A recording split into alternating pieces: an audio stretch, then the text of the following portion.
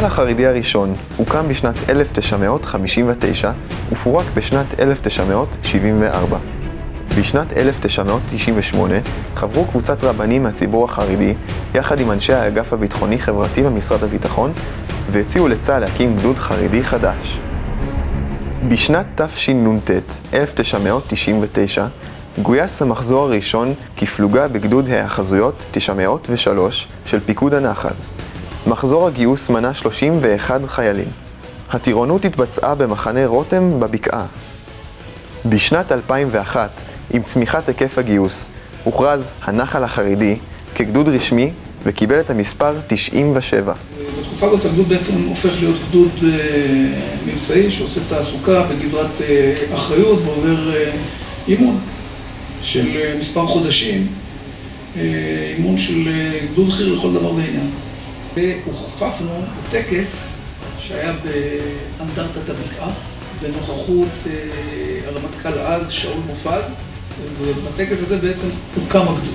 עם תום ההכשרה החלו לוחמי הגדוד לפעול בגזרת גב ההר.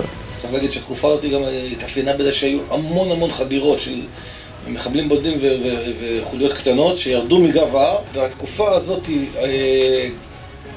גדוד 97 הוא גדוד קבוע בגזרת חטיבת הבקעה. אט קנו לעצמם לוחמי הגדוד שם ומומחיות לטיפול בטרור באזור הייחודי, צברו הצלחות מבצעיות והגנו על הגזרה. היכולות של האנשים בגדוד הזה, בגלל הייחודיות, בגלל המוטיבציה, בגלל הרצון להוכיח את עצמם, אני אומר, מנקודת המבט שלי, הפוטנציאל הוא הרבה יותר גבוה משל גדודים אחרים רגילים.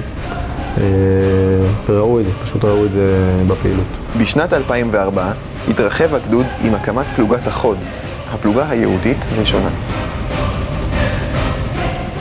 בסוף שנת 2004 הוסיף הגדוד קומה למקצועיות הלוחמים בהקמת יחידת הסיור, יחסר 97. יחסר 97 היה סוג של חלום שהפך לסוג של מציאות.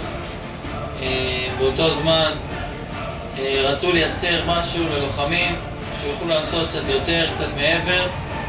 צוות ביצע כמעט כל שבוע כ4, 5, 6 מעצרים, השתתף בכל מבצע גדודי, השתתף במבצעים חטיבתיים. יחידת הסיור של הגדוד פעלה עד 2009.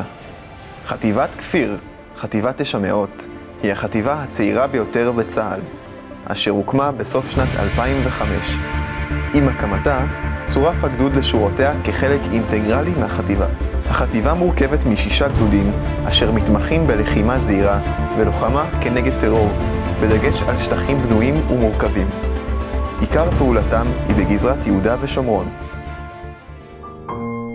בשנת 2006 שכל הגדוד את סמל ראשון רועי פרג'ון, זכרו לברכה.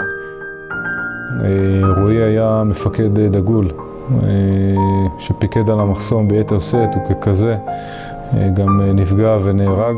התכונות של רועי, החתירה למגע והשאפתנות והיוזמה והצניעות, לקחנו את כל התכונות המאוד מיוחדות האלה והשתדלנו להנחיל את זה כערכים בתוך הגדוד. לאורך השנים הגדוד מלווה והולך יד ביד עם משפחות הנופלים, אסף שרון ורועי פרג'ון, זיכרונם לברכה.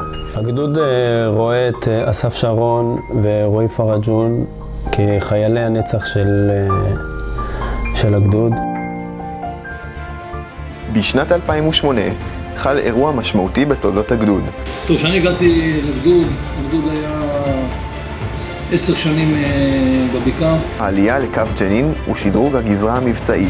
המשמעות של גזרת ג'נין היא מאתגרת. זה מחייב את הגדוד לשמור על מתח מבצעי כל הזמן, לחשוב טיפה יותר עמוק מהאויב, לפעול כנגד מה שאוהב מתכנן.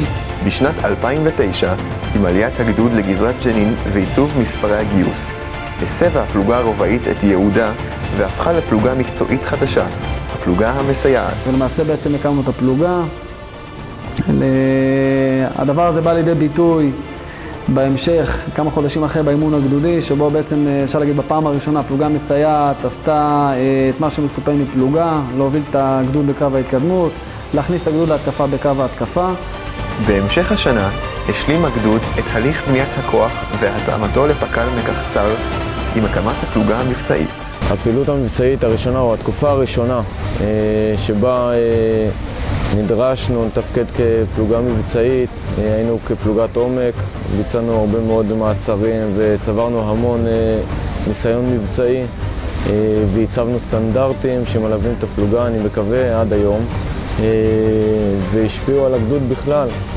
במרץ 2010 ביצעה החטיבה הצעירה, לראשונה בתולדותיה, אימון חטיבתי מלא ומקיף, ראשון מסוגו.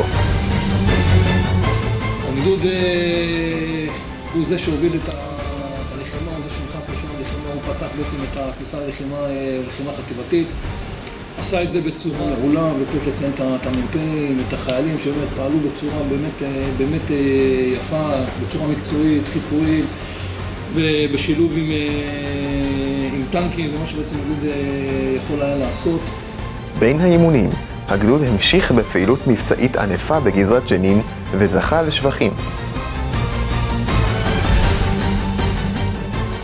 מעבר לחטיבה מתמרנת. חטיבת כפיר ביצעה תרגיל אש חיה ברמת הגולן. במהלך אימון החורף החטיבתי פרץ מבצע עמוד ענן. הגדוד הוקפץ לתפוס גזרה בגבול סוריה. במהלך פעילות מבצעית בגזרה, הגדוד פגע ב3 מחבלים. בחזרה ליהודה ושומרון, הורחבה גזרת הגדוד, וכעת היא כוללת 2 ערי טרור, ג'נין וטול כרם. הגדוד קוצר הצלחות מבצעיות רבות ועומד במשימתו, היא ההגנה על תושבי גזרת מנשה.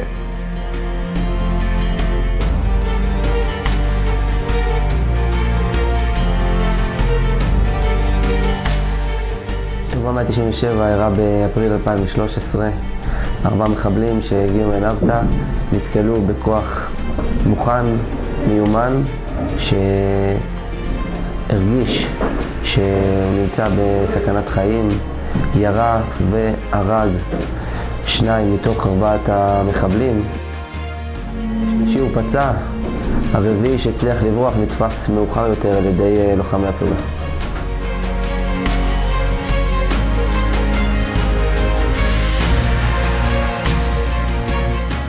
הייתה שם הפסד מאוד אלים, היה שם קרב עם חמושים שירו עלינו מזיגים ומגגות, ישבנו באש לכוחות שלהם.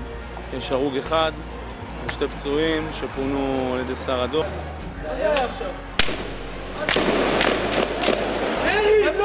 תגיד להם! ירי ישראל מהצד שלי, ירי ישראל על הקירות, ויאן, תופס את הזיגה. אליסיב, לכו אחורה.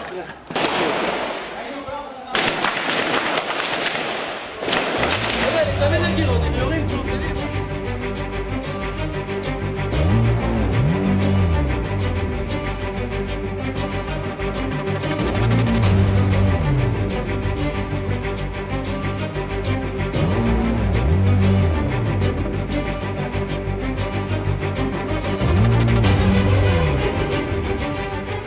גדוד 97 נצח יהודה הוא גדוד זריז, גמיש, החותר למגע ומנצח.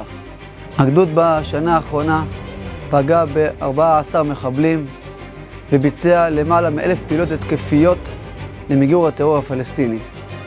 הגדוד ברוך השם הגיע להישגים רבים, מיוחדים. הגדוד זכה בפרס בטיחות מטעם פיקוד מרכז. הגדוד זכה בפרס ראש עתה למצוינות טכנולוגית, מקום הראשון בצה"ל לבית יחידות מבצעיות, ובסוף הגדוד הגיע להישג מרשים של פרס הרמטכ"ל במקום השני. אני חייב לומר שכל ההישגים וההצלחות שייכים לאנשים בגדוד הפועלים כל יום למען עם ישראל. מפקדי הפלוגות, הנגדים, קצינים, קציני המטה, הלוחמים ותומכי הלחימה. במשך 15 שנים נבנה הגדוד והתעצם, צבר הצלחות מבצעיות, עמד במשימותיו והגן על עם ישראל במקצועיות, בחדות, מתוך יראת שמיים ובאווירת קדושה, בתבונה ובנחישות. הערב אנו זוכים ברוך השם לקיים ערב לציון 15 שנה לגדוד נצח יהודה.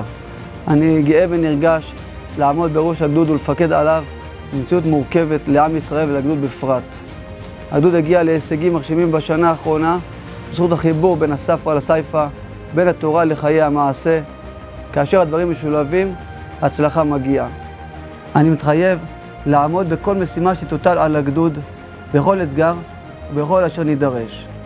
גדוד נצח יהודה, בתבונה נפעל ובנחישות ננצח.